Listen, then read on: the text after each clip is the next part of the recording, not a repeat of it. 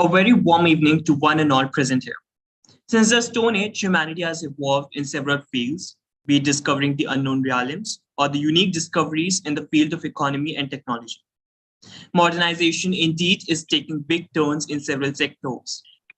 One such concept pertaining to our evolution and the future is crypto networks and non-fungible tokens, that is NFTs. Along with this, we also have open source and the concept of metaverse, which not only has a future possibility in today's world, but also seems interesting to tech enthusiasts as we all are. We definitely heard these names before, but as interesting as it seems, there's a lot to understand in this as well. But not to worry. JIT Optica Student Chapter, in association with Crypto Cable, is back with another interesting and knowledgeable webinar for you all, where the topics of crypto network, open source code, NFTs, metaverse, and DAQs will be discussed in detail. Thank you, Pranav, for piquing our interest. This surely sounds interesting. For our speaker who would be with us today, Gautam Padiyar is a product generalist who loves executing as much as dreaming about what could be the next big thing. For him, what started in school in 2014 as a desire to learn the best around him turned into a few years of hacking code. Getting shocked by electronics and inhaling soldering fumes, he used his first half of college to build a mobile app to detect potholes on Bangalore roads, and after went on to be an engineering intern at one of India's most loved fintech brand, Smallcase. He used the second half of his college to start something of his own. 23 ML attempted it, failed, and retook the plunge again in late 2020 as a second attempt at Turtlewig. He, along with his peers, solved business challenges on behalf of freelancers, artists, small studios, and agencies by building a cloud-based visual collaboration plus payments tool, helping them save time and money, and more importantly, work with more clarity in a remote work setting. More recently, he has joined the crypto world, which has been the most intellectually satisfying venture for him. So handing over to him, let's welcome our speaker for this session.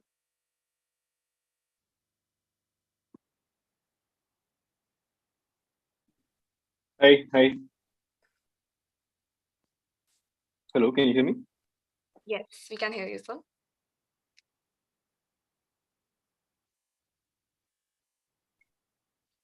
Hello. You're clearly audible, sir. Okay, great. Can I start sharing my screen? Yes, please do.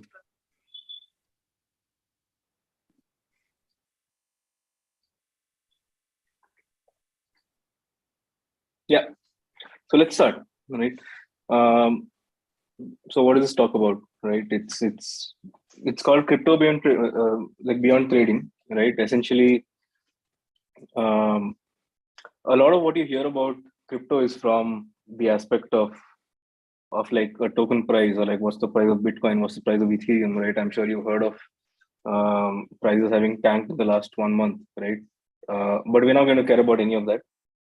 We're going to talk about the underlying technology, or what's the use case here, and like most importantly, right? Like what's the reason all of this exists or should exist, right? Like what's the point of this entire crypto and Web3 industry? So let's start there, right? I usually do like just a quick show of hands. I'm not sure if the setup is it's possible here, but if I can just have an idea of how many people maybe invest in crypto from the audience.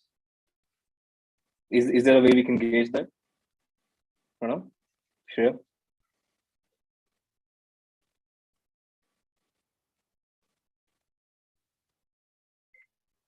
Yes, sir. There are many people who are replying in the chat box of the live session.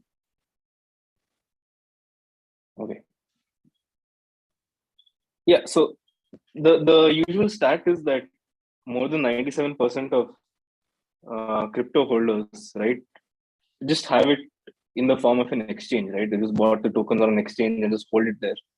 But one of the key concepts in crypto is like, not your keys, not your crypto, right? In the sense, like, if you're just buying it on an exchange, you can't really use that crypto for anything. And I think that's where a lot of the misunderstanding about the space comes from, right? People don't really understand what is the use case for these tokens, right? People say it's a cryptocurrency, but for it to be a currency, like someone has to use it to pay for something, right? But if you're buying it on an exchange, you can't really use it to pay for anything. So, so if you're one of those who has invested in crypto but not really used it in something like a MetaMask, you probably fall in that 97% stat, right? So that's perfectly okay. That's what we're trying to basically solve here, right? So starting with like what, like where does crypto come from, right? What's the use case, right? There are three big trends, right? The first big trend is sort of that the internet is broken, right? Now that's a bit of an overstatement, right? Because clearly, like even this talk is happening through Zoom and YouTube and a bunch of other tools, right? A bunch of other internet tools put together. So obviously, the internet is not really broken, right? So what do I mean by this? What this means is that most of the internet that you use today, right, is technology that was built maybe 10, 15 years ago. Most of what you use today is not something that will help us get to the next stage of almost human evolution, right? Like the internet is so useful today and so important today that we spend easily like 8 to 10 hours on our phones, on our laptops, watching something, right? Whatever. The internet is a core human need at this point, right? The sort of technology that is being built in Web3 and crypto, that is what is going to allow for the sort of use cases that we cannot even conceive of or are totally not possible, right? We can go into depth here, but that's one of the core ideas of crypto, right? Like a lot of what you see is very, very different underneath the surface. There's a so there's a massive potential in terms of how this technology can actually be used.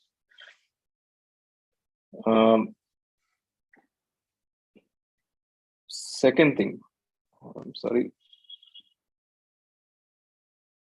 Second thing, right? The concept of money, right? Like where did money as a concept start, right? Like it started in the form of some sort of a barter system, right? It made logical sense because what the barter system essentially meant was that everyone has some good or like some product to offer, right? Some good or service to offer, and there was just a mark. So there was just a natural market of, okay, I want to buy this and I can offer this, right? So there's a barter between us, but there's a big problem with the barter system, right? You can't always find someone who's looking for the sort of goods or services that you offer in return for what you need, right? There's a massive problem in terms of just discovery of these goods and services. So we went, so we then went from a completely decentralized, like everyone was like for themselves, right? Like they just took into account their own needs and use cases. That's basically what the barter system was based on, and that was essentially completely decentralized, right? But that wasn't very efficient. So what the rulers of the time said was, okay, instead of using a barter system, just use this gold coin or silver coin, right? But with gold and silver also, we know that it's not easily divisible. It may be is too valuable to really use uh, for everyday items, right? So we then went from gold and silver to something called fiat, right? Where your governments or rulers were essentially saying, we are going to keep this amount of gold and silver in our treasury, right? And against that, we will issue these number of currency or notes or whatever, right? Now, when that happens, you're basically giving all power to one central authority, which is the ruler at the time, right? But even that wasn't too bad because you could always sort of trust the ruler that there is a certain amount of gold and silver in the treasury, right? Against which all of these currency notes or coins have been issued, right? But lately, and this system sort of worked for hundreds of years, right? Till very recently, when basically because of globalization and world trade, what emerged was that the United States of America became the de facto power of the number one global power, right? And they sort of had the largest military, they had the best economy, everyone trusted them, right? They always used to hold their promises, right? So what they said is, we are not going to use gold to back our dollar anymore. We give ourselves the power to print as much money as we want to print, right? And especially over the last 2 years after the pandemic, right? Like the US government has used this trick to be able to print money to basically double the entire money supply of the dollar, right? Which in the short term kept the economy afloat. But what's happened recently, very recently, in the last 2 months, is that the US government has basically said, okay, now this inflation thing is going out of control. So we are going to raise something called interest rates, right? Interest rate basically increasing interest rate basically makes it harder for businesses to borrow. It makes it harder for consumers to borrow, right? There's less money in the system, which means that like the US government did multiple shocks and jolts to the economy in a short span of time, right? And something very interesting like happened just 2 hours back, right? Like the Sri Lankan government, if you know what's happening there, the presidential palace of the Sri Lankan government was raided by thousands and thousands of people because they're in a very heavy economic problem, right? Like what's happening is that there is a huge downstream effect from what happened, like what the US government did to what is happening in Sri Lanka, right? Like Sri Lankan economy is suffering the consequences of a lot of these money related and like fiat currency related issues, right? Like the world relies too heavily on the US dollar to give control of the US dollar to one entity in the world, right? Which is the US Fed, right? So money essentially has not kept up with the demands of today. Like global trade and just the needs of humans are so dynamic today that this is sort of not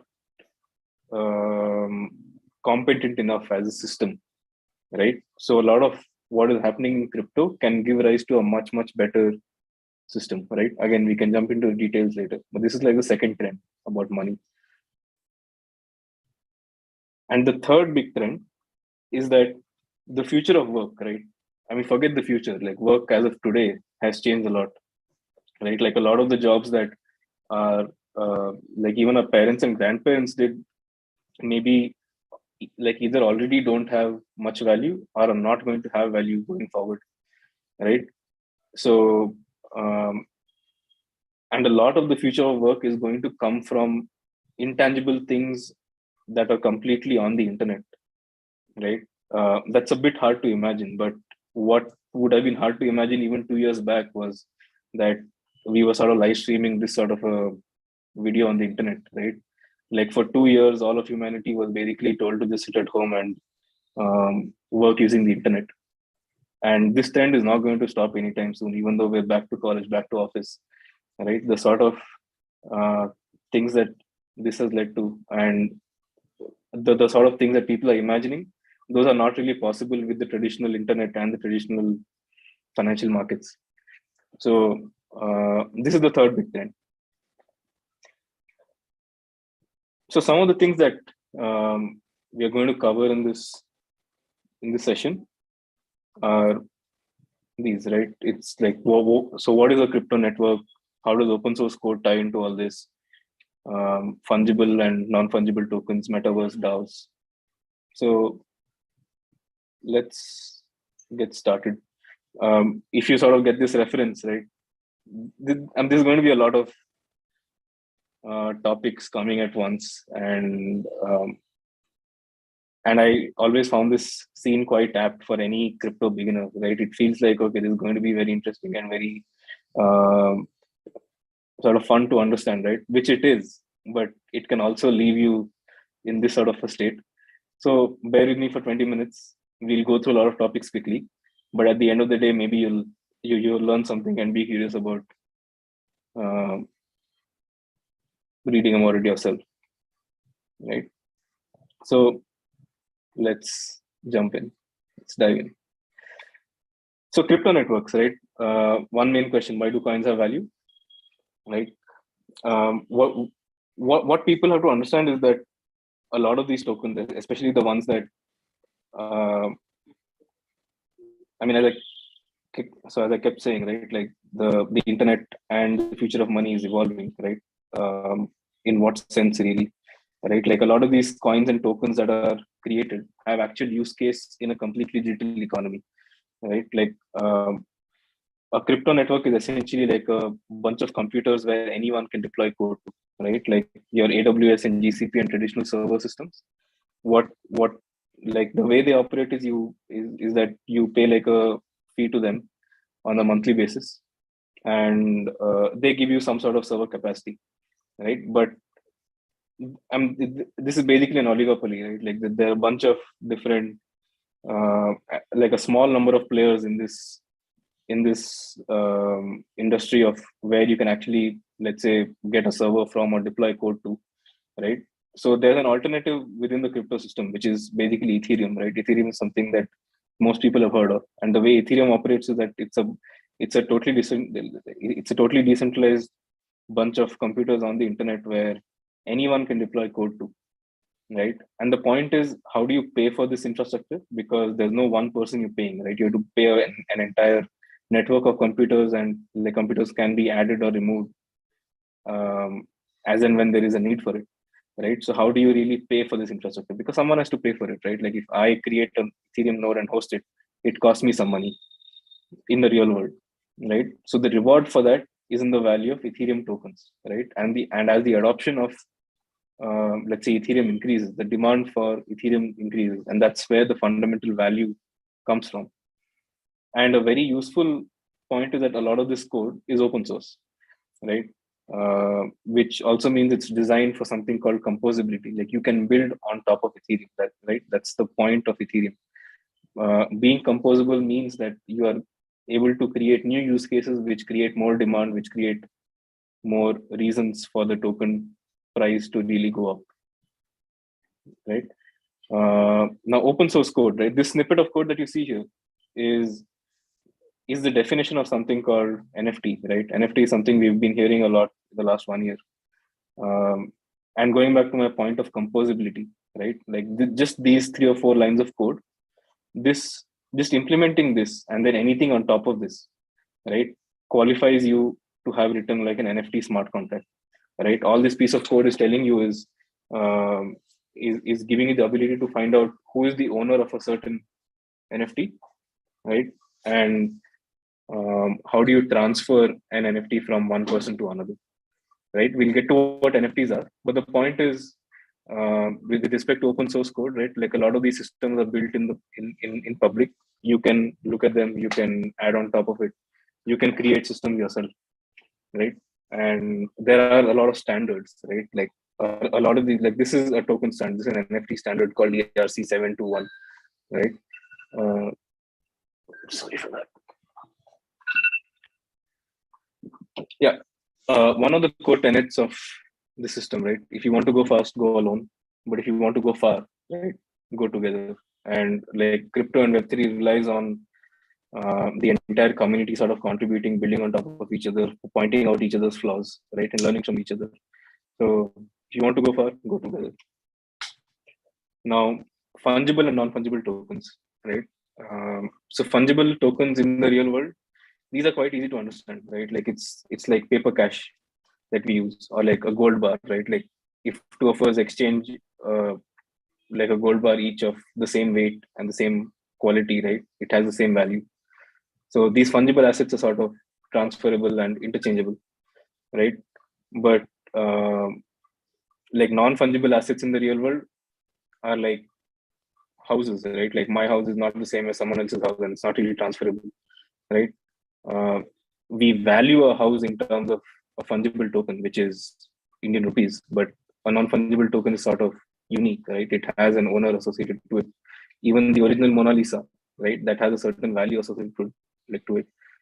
Like any of the copies or the knockoffs, or like even a recreation of the Mona Lisa does not have as much value as the original, right? So taking the same analogy into the digital world, right? Bitcoin, Ethereum, any of these tokens that you use to pay for infrastructure, these are all fungible tokens, right?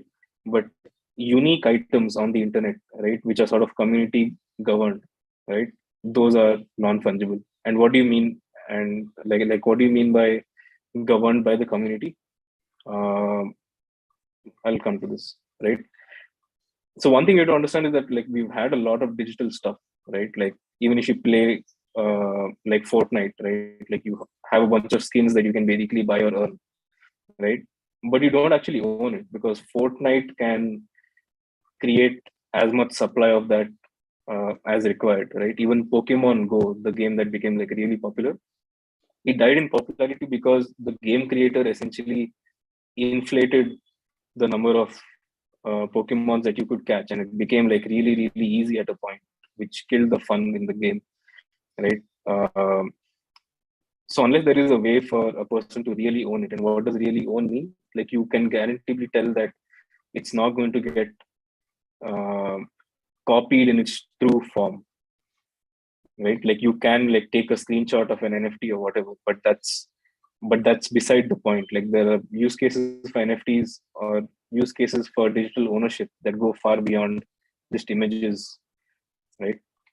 Um, and like a lot of the use cases for NFTs are coming from just subcultures, right? Just cultural experiences.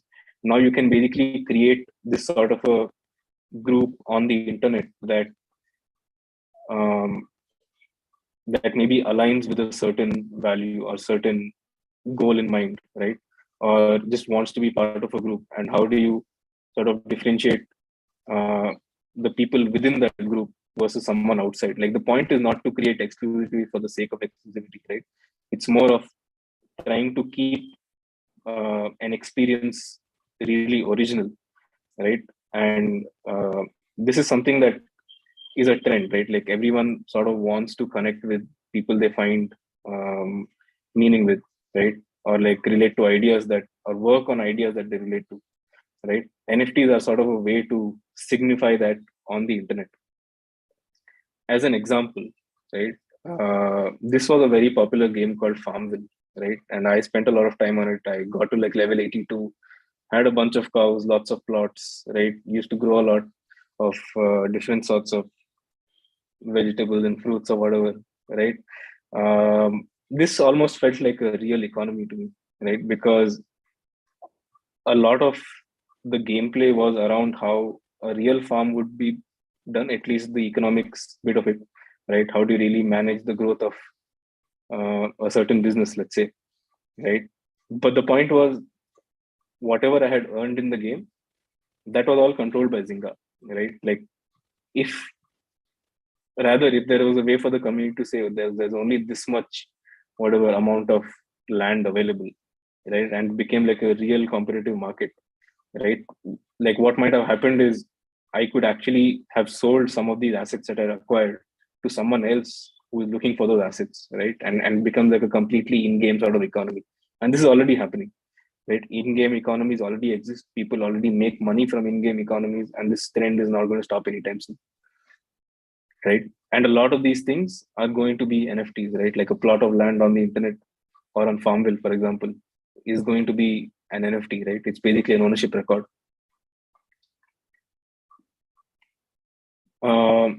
So this sort of leads me also into the metaverse concept, right? Like in-game economies are essentially metaverses, right?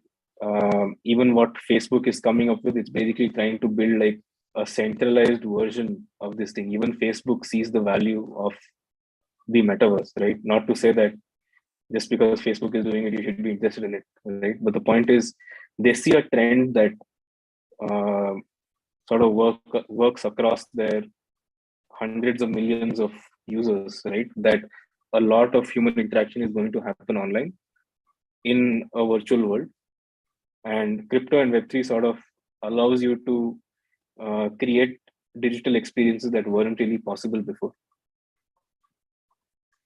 And sort of the last topic, right, which is DAOs, right? Like a DAO is essentially a decentralized autonomous organization, right? What that means is there was no way for people all across the world who want to work on a certain idea, right, to get efficiently uh, paid for their contributions, both in terms of just effort and also like ownership, right? Now, when you're creating something that's good for the internet, crypto basically is like ownership, right? Like part ownership of a certain piece of internet infrastructure, right? DAOs in a similar way give you a piece of ownership in a certain idea, right? Like how do ideas manifest themselves in the real world?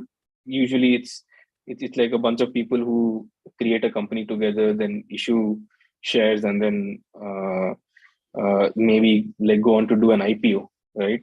But in crypto, essentially, like from day one, it's an IPO, right? Like you can go and invest in any idea that you believe in, right? By buying their tokens and then using those tokens for like however they were designed to be used, right? And DAOs are basically a way to do that, but for companies on the internet, right? Like companies, and basically there is a leadership, there is a vision, there is a structure to what you're really trying to create as a community, right? And there's also incentive mechanisms and like being able to pay for this stuff, right? So DAOs are essentially like remote global organizations that are built on certain ideas, or as I like to call it, like subcultures, right? And this can happen at global scale because even money movement or like paying a freelancer is not very easy when you have people um, from all across the world, right? But crypto sort of solves that. And we're essentially entering a world where an individual's contributions are rewarded more than their capital investments, right? In the sense, if you contribute to crypto and Web3, it's a lot more lucrative than just investing in crypto, right? Um, and DAOs sort of make that transition easier, right? Like a lot of us are going to be working for DAOs, not companies in the future. That's also where sort of the future of work sort of angle comes in.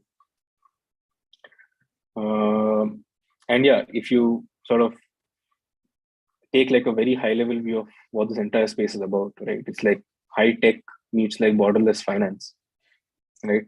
And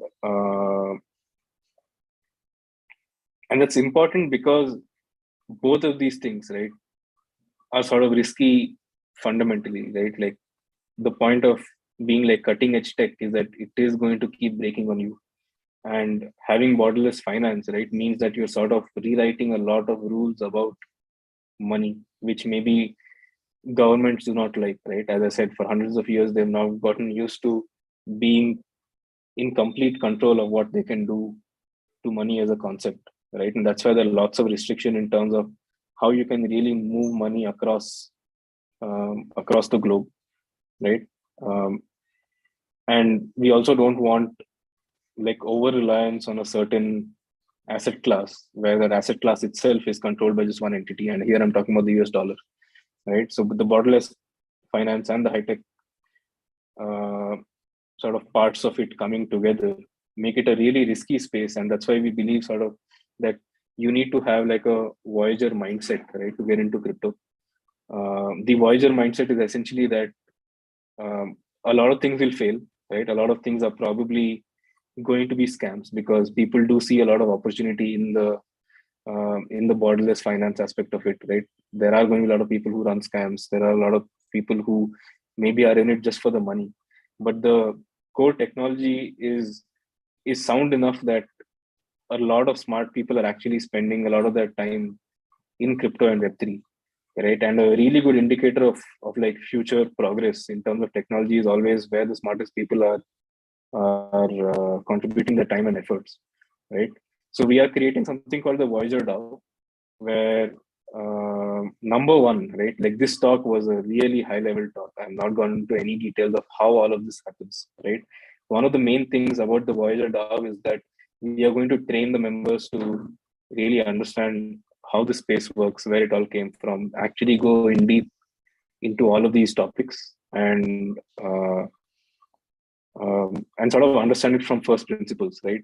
And in a new space like this, you have to understand from first principles to be able to create something entirely new, right? So if this talk has sort of piqued your curiosity, then definitely do join the Voyager DAO. Here's the link for it, and yeah, happy to take any questions right now. There are many questions that has been posted by our participants. So the first question was asked by Love Chadha. How will NFTs be used in metaverse? Yeah. So metaverse essentially is the concept, like the most relatable example right now, right, is like plots of land in the metaverse, right? Essentially, if you have like a plot of land in the physical world, right, you have to go to a registrar and sort of there's a lot of like government compliance that you have to do to register yourself as the owner, right? And the government essentially in the back end sort of checks the history of ownership for that plot of land or whatever, right?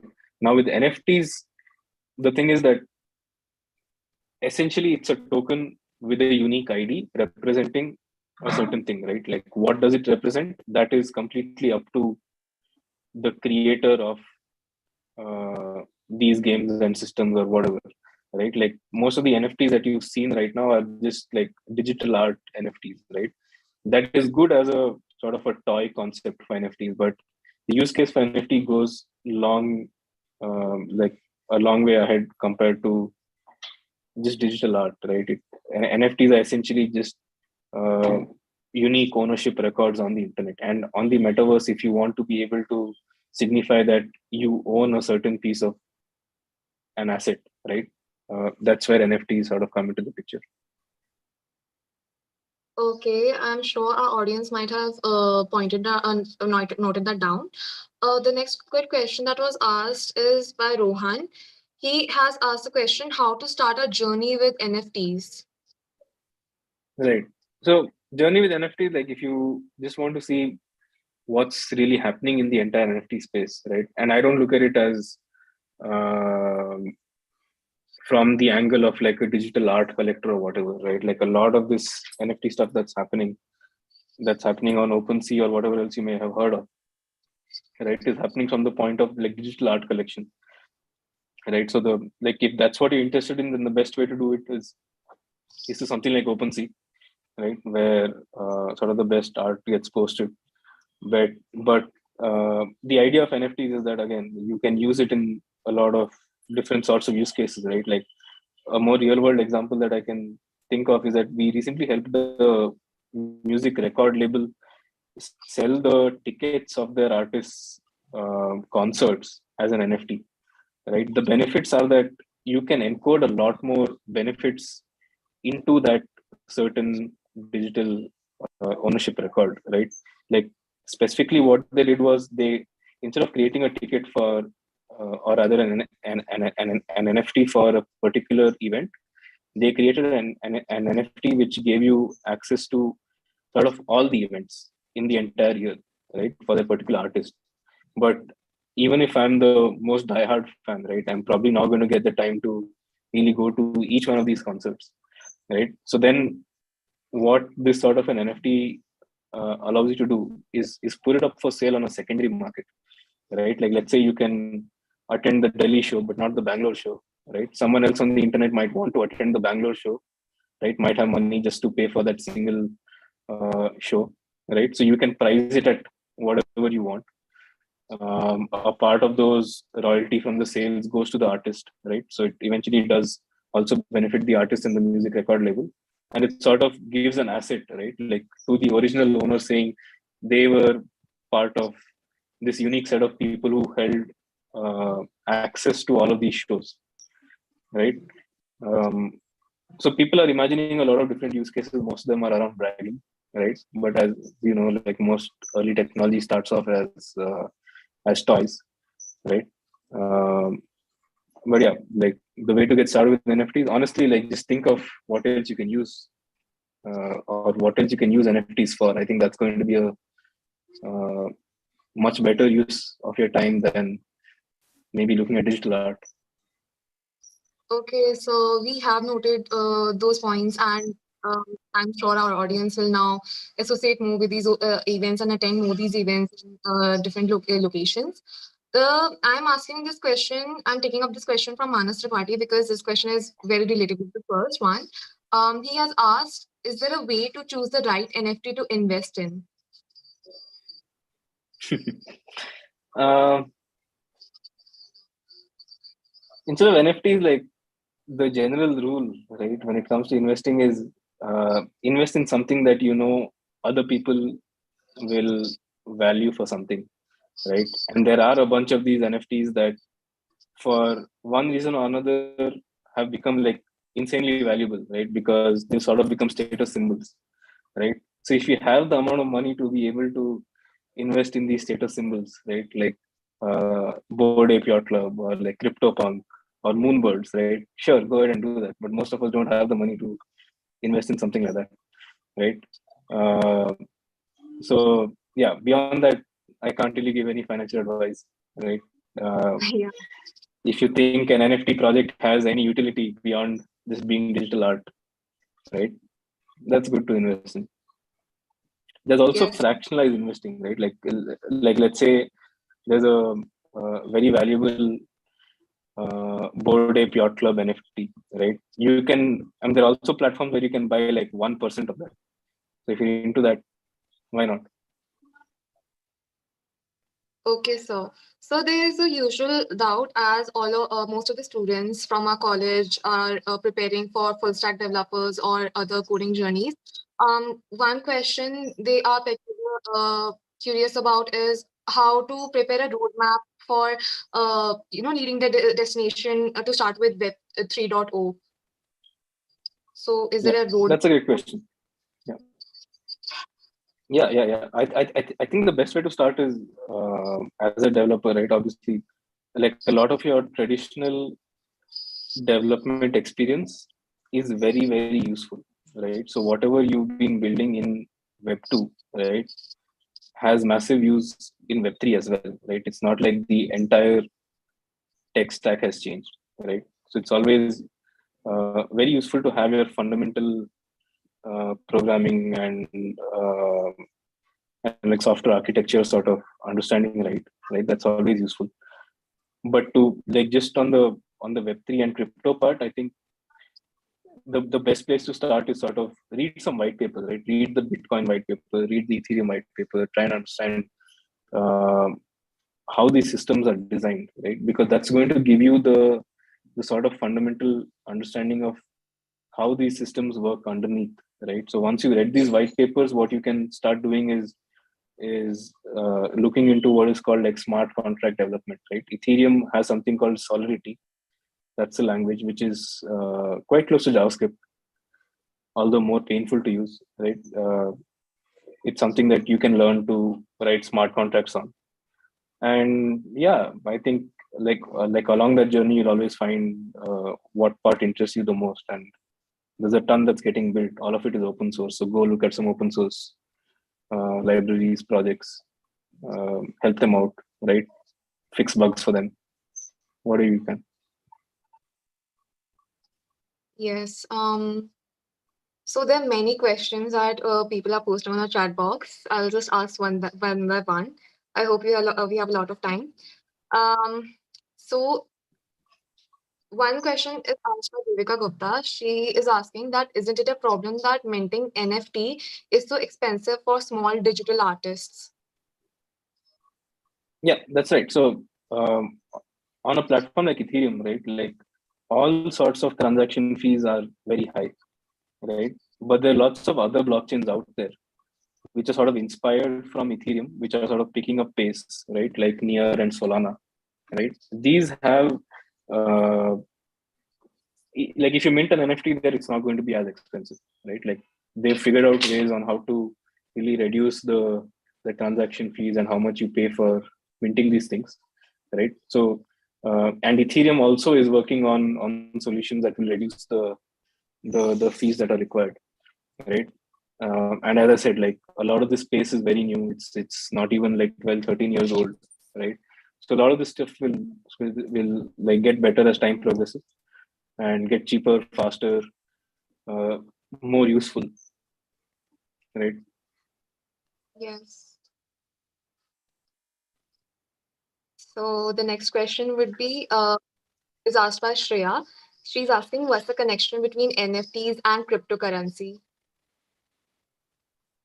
Yeah, so cryptocurrency, if you look at it from the angle of what I explained as a fungible token, right? The main relation, right, without going too deep into it, is that the value of an NFT, right, because it's sort of a digital property, right? Like the value of an NFT is denominated using fungible tokens, right? Using cryptocurrencies. For example, the value of a certain piece of item might be whatever 5 ETH, right? So that's sort of the direct relationship between cryptocurrencies and NFTs, right? But the deeper connection is in terms of how all of this tech really works, right? Like when you say you are writing to a blockchain, right? Like a blockchain is essentially a ledger, right? Of like credits and debits from certain accounts, right? Basically tell you the ownership records of certain fungible tokens, right? What if you could extend that same record of ownership to non-fungible tokens, right? That's essentially why blockchains are used, right? You use um, um, you use the concept of digital ownership to create like a credit and debit of systems for these NFTs, right? To be able to say who owns what and how the transfer of these NFTs have happened from one person to another. Yes, so thank you. Sorry for the disturbance. We are just at home. Um, so one good question I would like to ask is from Naman Gupta. He has asked that what are the kind of businesses that can thrive on this Web 3.0 drive? That's great. That's a great question. What sort of businesses can exist? So if you think of it from two aspects, right? Businesses are usually a combination of products and services, right? On the service side of things, right? Like anyone who can offer technical expertise, right? And technical does not just mean like software development, but also other sorts of stuff. Just 1 second.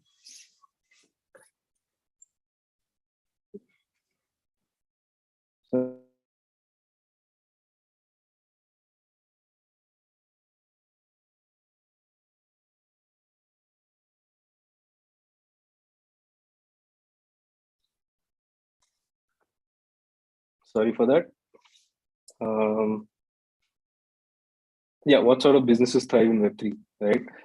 Like anything where you can offer technical experience, like expertise, not just in terms of like building software, but also that there's stuff like token design, there's content writing, right? There's always a market for that because there's lots of demand for people who um, are are technically competent to be able to write about this, to be able to create these systems, right?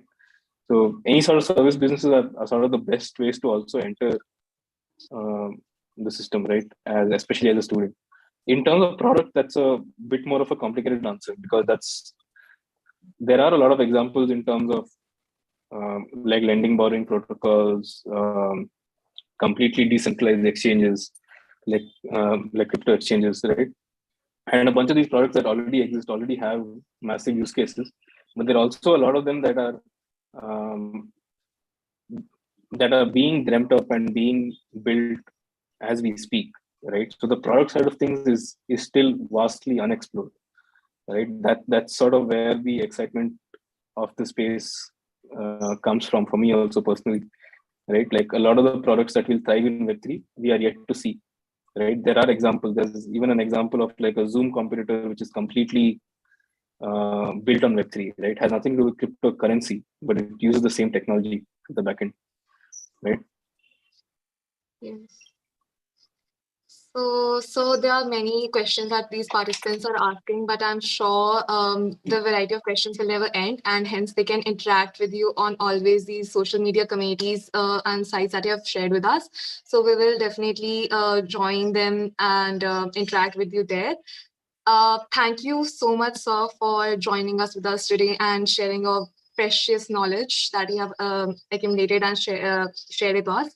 So our students surely have taken their notes and what they can make of it for the future. And we would definitely love to hear more from you. So in future, let's just keep us continuing these webinars. And thank you for giving us your valuable time. No problem. Thank you. Thanks a lot. Happy to be here.